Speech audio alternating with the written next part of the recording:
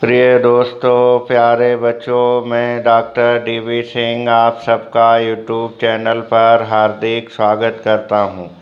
आज हम लोग सीखेंगे गोखले का शिक्षा संबंधी विधेयक, गोखले एजुकेशन बिल 1911। गोखले का 1911 संबंधी शिक्षा से संबंधित बिल को अच्छे से समझने के लिए इस वीडियो को लास्ट तक ज़रूर देखिएगा। आपको ज्ञात है कि एजुकेशन रिलेटेड अपने चैनल पर सीरीज चल रही है, जिसके तहत हम साप्ताहिक वीडियो में एजुकेशन रिलेटेड विभिन्न प्रकार के कंटेंट्स ले रहे हैं। फिलोसफिकल फाउंडेशन ऑफ एजुकेशन के तहत हमने विभिन्न प्रकार के कंटेंट्स का अध्ययन कर लिया है। अब हिस्टोरिकल फाउंडेशन ऑफ एजुकेशन के तहत अलग अलग तरीके के कंटेंट्स ले रहे हैं, और जिसमें अब हम ब्रिटिश कालीन भारतीय शिक्षा का अध्ययन कर रहे हैं। पिछले साप्ताहिक वीडियो में आपने सीखा था 1854 का चार्ल्स वुड घोषणा पत्र, और आज हम लोग उससे आगे की ब्रिटिश कालीन शिक्षा संबंधी तथ्यों पर चर्चा करेंगे। तो 1854 के चार्ल्स वुड के एजुकेशनल एक्ट के पश्चात भारत में 1909 में भारतीय विश्वविद्यालय आयोग का गठन किया गया। भारत में भारतीय विश्वविद्यालय आयोग का गठन 1902 ईस्वी में किया गया, और उस समय भारत के वायसराय थे लॉर्ड कर्जन, और लॉर्ड कर्जन ने 1901 ईस्वी में 15 सदस्यीय लोगों का शिक्षा संबंधी गुप्त सम्मेलन शिमला नामक स्थान पर आयोजित किया, जिसमें कोई भी भारतीय विद्वान शामिल नहीं था। और उन्होंने 20 फरवरी 1992 ईस्वी को उन्होंने भारतीय विश्वविद्यालय शिक्षा आयोग की घोषणा कर दी। इसके पश्चात शिक्षा संबंधी एक महत्वपूर्ण प्रावधान हुआ, गोखले का शिक्षा संबंधी विधेयक 1911, गोखले एजुकेशन बिल 1911।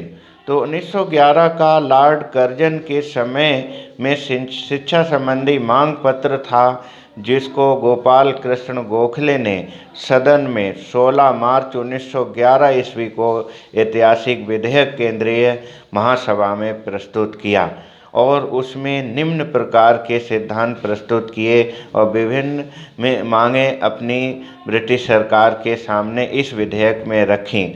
जिसमें पहला प्रावधान था कि भारत में अनिवार्य प्राथमिक शिक्षा होनी चाहिए। दूसरा, अनिवार्य प्राथमिक शिक्षा निःशुल्क होनी चाहिए। तीसरा, स्थानीय संस्थाओं की योजना लागू करने के लिए पूर्व प्रांतीय सरकारों की अनुमति आवश्यक होनी चाहिए।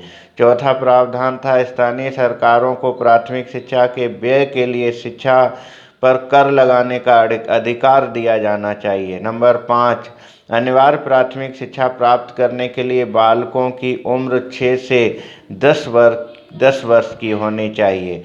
नंबर 6, 10 रुपये मासिक से कम आय वाले अभिभावक के बालक को निःशुल्क शिक्षा दी जानी चाहिए। नंबर 7, प्रथम यह योजना बालकों के लिए लागू की जाए और बाद में यह बालिकाओं के लिए भी लागू होनी चाहिए। और नंबर 8, प्राथमिक शिक्षा का व्यय भार स्थानीय बोर्ड और संयुक्त रूप से सरकारों को वहन करना चाहिए। हालांकि शिक्षा संबंधी गोपाल कृष्ण गोखले का प्रस्ताव स्वीकार नहीं किया गया, और ब्रिटिश सरकार ने इस गोपाल कृष्ण गोखले के शिक्षा संबंधी महत्वपूर्ण ऐतिहासिक प्रस्ताव को खारिज कर दिया, और सरकार ने अपनी शिक्षा संबंधी नीति की घोषणा 1913 ईस्वी में की। और इस 1913 में जो घोषणा की, उसमें गोपाल कृष्ण गोखले की शिक्षा संबंधी मांगों को नहीं माना, और इस प्रकार घोषणा के प्रावधान किए गए। नंबर 1, एक प्रांत में एक विश्वविद्यालय की स्थापना की जाएगी। नंबर 2, विश्वविद्यालय में शोध और प्रयोग की सुविधाएं दी जाएंगी। नंबर 3, पूर्व प्राथमिक विद्यालयों का विकास किया जाएगा। नंबर 4, बालिकाओं के लिए पृथक पाठ्यक्रम होगा। नंबर 5, नैतिक और धार्मिक शिक्षा पर बल दिया जाएगा। नंबर 6, मकतब और पाठशालाओं की सहायता की जाएगी। नंबर 7, माध्यमिक शिक्षा में जीविकोपार्जन संबंधी विषयों को पढ़ाया जाएगा। नंबर 8 अध्यापिकाओं को निरीक्षिकाओं की संख्या में वृद्धि की जाएगी। और नंबर 2 शिक्षक प्रशिक्षण विद्यालयों की स्थापना की जाएगी। और नंबर 10 शिक्षकों को उचित वेतन, पेंशन और प्रोविडेंट फंड की सुविधाएं बढ़ाई जाएंगी।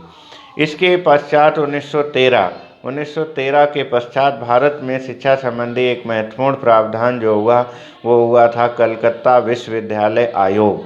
कलकत्ता विश्वविद्यालय आयोग, इसको सैडलर कमीशन भी कहते हैं, सैडलर शिक्षा संबंधी आयोग भी कहते हैं, और इसको 1917 में लागू किया गया था। सन 1917 में भारत सरकार ने डॉक्टर माइकल सैडलर की अध्यक्षता में आयोग की घोषणा की, और इस कारण इसको सैडलर आयोग कहा जाता है।